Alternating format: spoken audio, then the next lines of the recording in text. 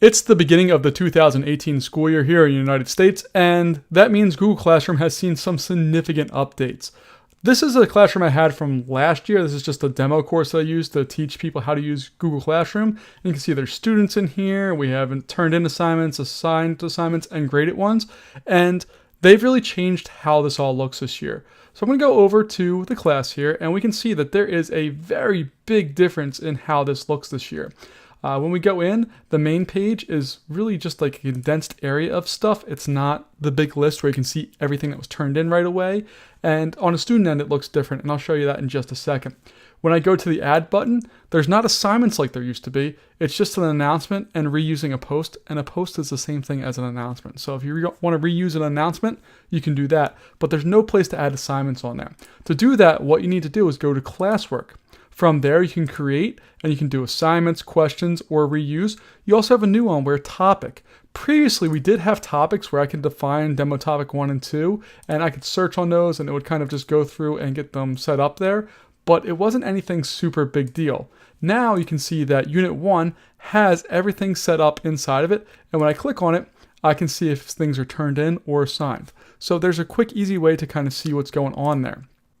On the student end of things, the front page looks the exact same as it does for the teacher, but when we go to classwork, it looks pretty much the same, but they don't have the add button down here. They have the option to view their work, and they also have the units set up, but the difference here is when they turn something in, it goes to a grayed out icon. So if they're still missing work, it's going to be in this darker one, and if they've turned it in, it'll be gray. If I go back to my teacher version here, when I go to testing, I can see that I turned in 1 and it was graded, but this guy here, I just have one person assigned, but nobody's turned it in.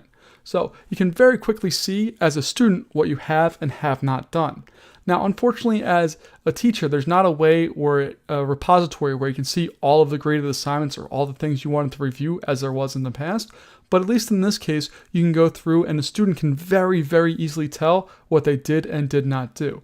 Also, as a teacher, you can go through here and you can move these things up and down. You can change them. So you can always have the most relevant thing that you're working on at the top. So if I'm on Unit 10 of the year, instead of scrolling all the way down to the bottom of the page, I'll just move Unit 10 up to the top so students can see exactly what they're working on. So it'll almost be a reverse chronological order if you wanted to do it something like that. So there's a lot of power here. It's starting to get cleaned up a little bit more and a little bit more organized as far as instead of this endless stream of things, it's going to have a stream, but it's also going to be very organized in how things are grouped together and set up. So you can group things by week, you can group them by activity, you can group them by unit, whatever works for you. This is going to add a lot more power into Google Classroom because I think it's going to help students be able to see everything very quickly and understand what they have and have not turned in very quickly. Now we just need Google to give teachers the ability to kind of have a master area where they can see all of the assignments that they have to grade or what's been turned in.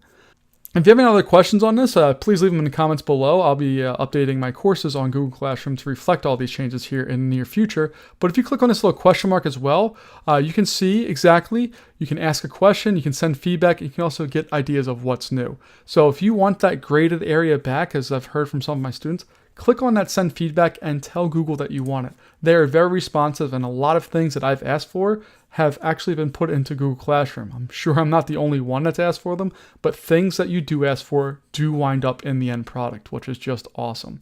So I personally really want like a grade book area where a student can track their grades. I really want to see an area where a teacher can just go in and see all of the stuff they need to grade and grade it from there instead of having to click on each individual assignment. This seems very laborious to me, but I maybe can get this as a first iteration. But as we move through here and you need feedback, send it to Google through that little question mark and then go to send feedback. They're very responsive, and I think they're going to make changes that we asked for. If you have any questions, again, leave them in the comments below. Otherwise, I'll see you later.